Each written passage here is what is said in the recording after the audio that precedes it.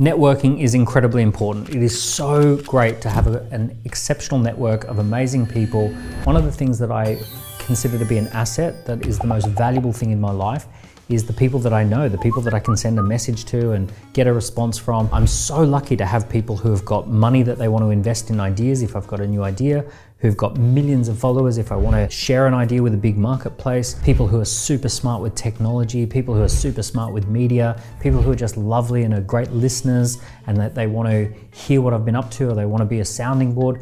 So all of those people are in my network, and I consider that to be a huge part of success. Having a network of people who can help you, who can support you. But the laws of networking, or the way that we go networking, has really significantly changed in the last 10, 15, 20 years. And I want to share with you some of the updates that I think are really important. Let's talk about how to network in the times that we're in. So in the olden days, back in the olden days when I was a boy, what used to happen is that you would go out to local geographical networking events and you'd turn up and you'd meet people for the first time. And it was either going to be at a restaurant or a bar or some sort of like conference space. And you turn up and it's local to you. It's probably only 20 or 30 minutes away and you're turning up to meet people for the first time. And you're moving around the room, meeting people, introducing yourselves, hearing about what each other does for the first time. And that's how you kind of, widen your network, I guess you would say. Now, I don't think that's a good idea anymore. And there's two reasons for that. Reason number one is geography is not a good determinant of network anymore. Some of my best people in my network are nowhere near me geographically. I've got phenomenal people in my network who are in the USA and I live in the UK. We keep in touch, we have regular contact, we love each other, we get along super, super well, but we don't see each other very often. We're certainly not close geographically very often. So the first reason that local networking is not necessarily the best idea is just because it's local. It limits you to a very small pool of people who you're really primarily connecting because you all live in the same city. I think it's much better to connect with the right people no matter where they are in the world. The second thing is that if you're going to widen your network by meeting people for the first time one-to-one, it means that it's dependent upon your time. 1 hour of your time creates 1 hour of connection. If you want to create another hour of connection, it takes you another hour of your time. So therefore, it's incredibly difficult and time consuming and expensive just to widen your network because it's in an analog one-to-one environment. So how do we get around this? Well, the way that we widen your network is through your digital profile, your digital brand, your key person of influence brand when people see you online. We use the social media engines. Silicon Valley has spent billions and billions and billions on creating these engines, these social media engines, and their whole purpose is taking your essence, your personality, and putting it out there in front of people who are interested in the same things that you're interested in. So we want to use and leverage that as best we can. Let's start with some data, some research, some science behind why you want to do this. So the key idea here is that human brains don't really know the difference between digital and analog. We haven't evolved to really make a huge distinction. When we like a celebrity, we like them because we've seen them on a screen. Very rarely have we actually personally met that celebrity. When a celebrity passes away, I remember when Prince passed away and I felt really upset about it. I'd never met Prince. I'd only ever seen Prince on TV and listened to his music, but because of his digital footprint, he had meant something to me. I'd formed some sort of associational connection to Prince, and therefore I felt sad when Prince passed away. So the human brain doesn't really distinguish between analog or digital. Here's what the human brain does care about. It cares about time and the number of interactions and the different contexts that we've interacted in, right? Time, interactions, and contexts. Professor Robin Dunbar says that the number of hours that you need to interact with someone before you care about them is about 7. So people have to interact for 7 hours before they go from an acquaintance to someone who's friendly, right? So that puts you in a new category after you've spent 7 hours with someone.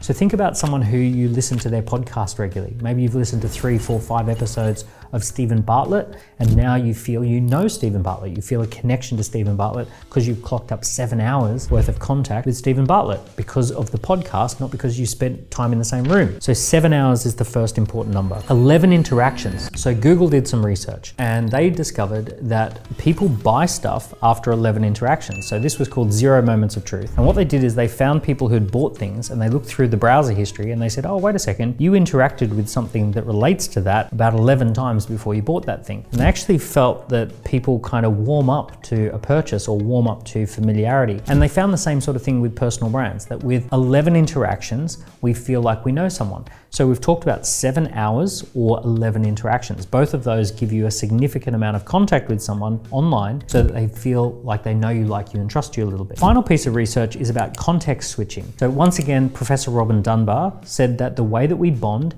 more deeply is through different contexts. That if we work together in an office and then we go out bowling and have dinner together and we talk about friends and family, those different contexts deepen our relationship more so than if we just talked about work. So the more we're interacting with people in different formats on different platforms, the more we deepen the relationship. So in a digital environment, this could mean that if you're friends with someone on Facebook and you see them on LinkedIn and you see them on Instagram and you get their email newsletter, those different contexts means that you're deepening the relationship more than just being connected with someone on one platform. So we call this the 7-11-4 rule. 7 hours, 11 interactions, 4 contexts or 4 platforms. And if someone is connected in those ways or a combination of those ways, they know you, they like you, they probably trust you enough to get to know you a little bit more. So when we're thinking about networking and building our network and widening our network, one of the things we want to do is be 7-11-4 ready. 7-11-4 ready means that if I wanted to, I could block out tomorrow and I could watch 7 hours worth of your content or interact or read 7 hours worth of your stuff. I could have 11 interactions. I could see 11 different videos or 11 different blogs, or I could download your book, and also 4 different platforms. I could find you on Amazon. I could find you on Instagram. I could find you on LinkedIn, so that we've got those platforms as well. And that means that you're 7-11-4 ready. Now, the truth is that if you're not 7-11-4 ready, it's very, very difficult to lay the foundations for you to have a wide network. It's hard for people to find you. It's hard for people to stay in touch with you. You haven't given people enough raw material for them to stay connected with you at scale and at distance. So what we're trying to do is lay the foundations to have a network that can sustain itself over time and distance in this new digital world that we live in, that's quite noisy as well. So when you're 7-11-4 ready, that means you've got all that stuff in place. Now it's time to reach out. And this is where you want to be selective with who you reach out to. Rather than reaching out to people based on geographical indicators that they're in the same city as you, you want to reach out and talk to people who are interested in the same outcomes as you,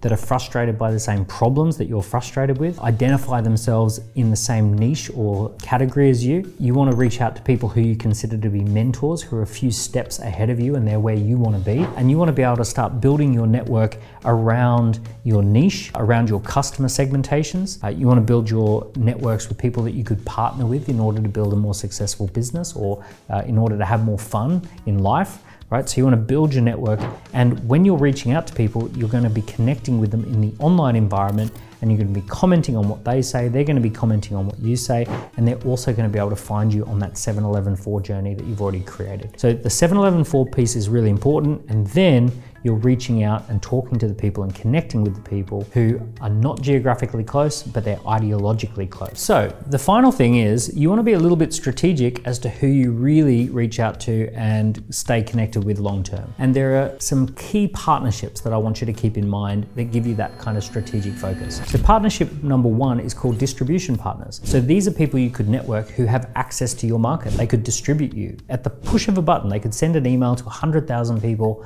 who would be your perfect customers. Maybe they have a big social media following, and if they were to talk about you, that would be distribution. They are like able to spread a message to thousands of people just by talking about you. So these are what I would call distribution partners. So think about who you're trying to reach and who would be the person who already has the trust and the respect of that audience of people. The second type of partner is someone called a credibility partner. So just by partnering with them or being aligned with them, it massively increases your credibility. So this could be a professor or an academic, it could be an author, it could be someone who's really well known and respected. So you want to have a few of these credibility partners that you've got in your network as well. People who add credibility to you and to what you do, and people who kind of can lend that credibility to the projects that you're working on. And the final one is what I would call product partners. Product partners are people who've created something of value. They're amazing at producing products. They're maybe software designers or they're designers. These are the types of people who geek out on delivery. They geek out on solving problems. They massively immerse themselves in creating products and services that solve problems. And these could be people who are adjacent to what you do. So you're great at what you do. They do something a little bit similar but non-competitive, but you could partner up and have an even better product. A product where 1 + 1 = 11 as opposed to competition.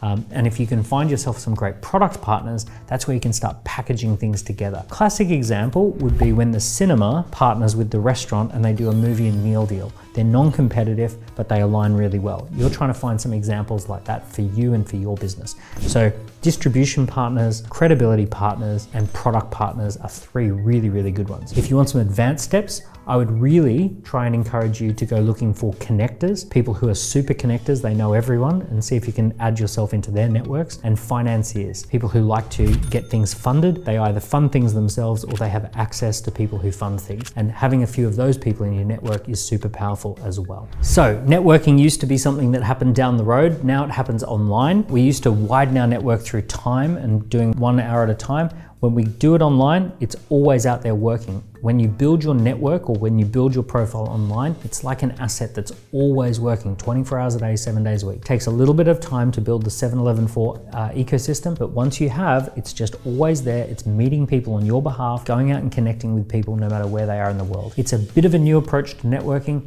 but this is where it's at the moment. And if you follow a few of these steps that we talked about in this video, you're gonna widen your network in all the right places. If you enjoyed this video, give it a like, give it a comment, give it a subscribe, and I look forward to sharing more with you next week.